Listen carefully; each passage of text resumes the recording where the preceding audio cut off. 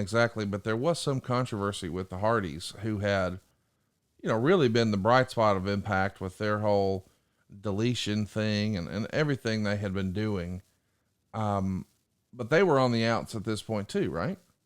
The Hardys were on the outs, but I think that there was a genuine belief that everything would be worked out with the Hardys and that the Hardys would sign.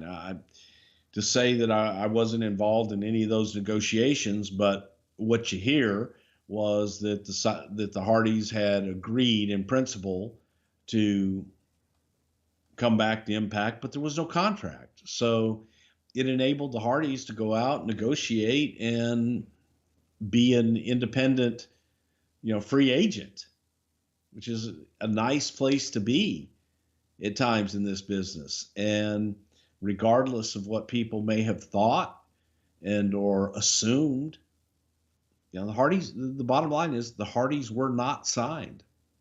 But I do think that people were counting on them to come back and to be a part of the company. Let's talk about who was still there. So the Hardys are out. We're trying to get Bully in. Alberto's coming in. Dutch is back. Borash never left, right? He's still there. Are there any Borash was still there? Yeah. Are there any other longtime TNA folks that were still there? Rockstar Spud was there. The producers like Al Snow and Pat Kenny were still there. Wow. It was a long time ago, Conrad. It was a long time ago. And listen, there's lots of moving parts here, lots of hiring and whatnot. And I want to remind everybody that the right draft pick can take your team to the playoffs and beyond. But when you're scouting prospects, you need a powerful partner. You need Indeed. Indeed is the hiring platform where you can attract, interview, and hire all in one place. Instead of spending hours on multiple job sites searching for candidates with the right skills, Indeed's a powerful hiring partner that can help you do it all. Find great talent faster through time-saving tools like Indeed Match, assessments, and virtual interviews. With Instant Match, over 80% of employers get quality candidates whose resume on Indeed matches their job description the moment they sponsor a job. That's all, of course, according to Indeed Data US. And there's tons of testimonials about Indeed, but I just want to share mine. I've been using Indeed for over a decade. And I do it because they've just got it down pat. But maybe my latest favorite thing, virtual interviews. With virtual interviews, Indeed helps you and me save time. You can message, schedule, and interview top talent seamlessly all in one place. Indeed makes it easy to connect with your applicants. No need to install anything extra. Indeed's virtual interviews work from your browser. It's going to save you headaches. You can virtually interview with no downloads, right? No plugins, no purchases. You do it all in one place with Indeed. And after using Indeed's virtual interviews, most employers say it saved them days. That's right, days of hiring time. So even better, Indeed's the only job site where you only pay for applications that meet your must-have requirements. Indeed is an unbelievably powerful hiring partner, delivering 4 times more hires than all the other job sites combined. That's according to Talent Nest in 2019. So why not join more than 3 million businesses and mine worldwide that use Indeed to hire great talent fast? Sign up for Indeed now and get a $75 credit towards your first sponsored job. Plus, earn up to $500 extra in sponsored job credits with Indeed's virtual interviews. Visit Indeed.com/wrestle to learn more. Claim your credits at Indeed.com/wrestle. That's Indeed.com/wrestle. Terms and conditions apply. Need to hire? You need Indeed. So let's talk a little bit about Jeff trying to, rally the troops here. Do you remember there being like big, I don't know, yay team, rah, rah, go type meetings with the talent? Are there big mass meetings like that, or is he doing it more one-on-one individually? I think that Jeff was doing it more one-on-one individually. And like by the time I got there again, it was, I didn't. So we would have the production meeting. In the production meeting room, that became my dressing room. Right. So when everybody would leave, that was my dressing room. And I would sit there on my computer and I would go over what I was doing for the night and get dressed and just hang out in there until they came and got me to either shoot pre-tapes or go over something with whoever I was working with that night. And I wanted it to be that way. I didn't want to get into the minutia. If that makes any sense. I didn't want to go out there while they were rehearsing and watch rehearsals, because I know how I am. And I would have pulled somebody off to the side and said, "Hey man, what if you tried it this way? Or if you did this, or if you did that." And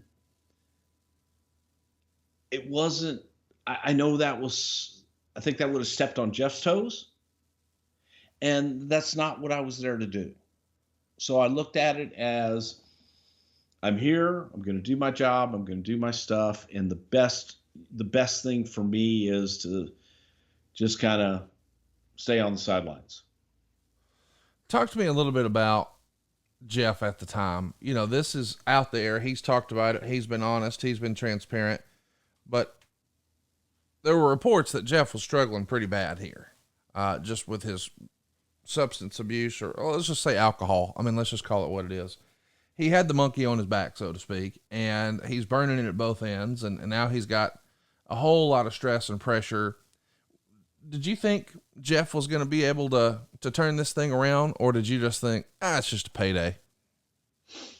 Well, I think that,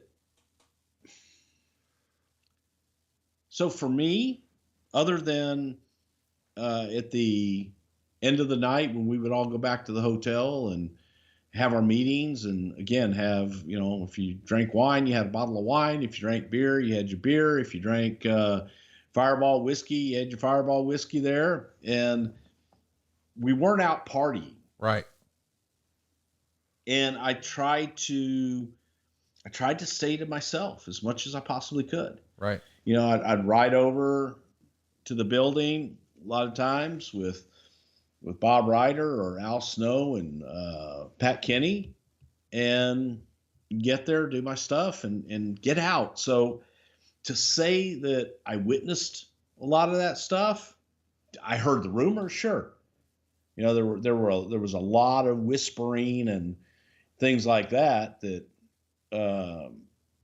But to say that I specifically witnessed it, not really. The only thing that I ever really witnessed was an argument between Jeff and Bob Ryder one night. But what was that about? It was over somebody's hotel room. Oh, I see. And they were in an argument, but the only reason that I witnessed it is because it took place at their go position when I was getting ready to go out. So like the argument started, I went out, I came back, the argument had finished up, and, you know, you heard whispers, "Oh my God, you know, Jeff had a few too many drinks," and he and Bob Ryder got into it, and it was a lot of F-bombs back and forth. But again, I didn't witness it. I didn't see it. And then there was, you know, a argument with Bob Ryder and Karen afterwards. But again, I didn't see it. Right. I didn't witness it. So to comment on it, I can't tell you what did or didn't happen. And there were a lot of different versions of things that happened. So to get into that is a lot of he said, she said stuff. So, but there was enough smoke that I think there was fire there. As far as, you know, Jeff partaking. And again, I didn't know that till much after the fact, where Jeff, you know, told me, he goes, "Yeah, you know, I would drink and had my red Solo cup and things like that." But it was okay. If you want to dig and you want to get in the minutia, you can. I was so, I guess, in tuned to stay out of any potential drama and stay to myself as much as possible, that so I couldn't be, "Oh, hey, well, Bruce, you were there. What did you think?" No, I wasn't there. Right. I was in my dressing room, or I was in the ring.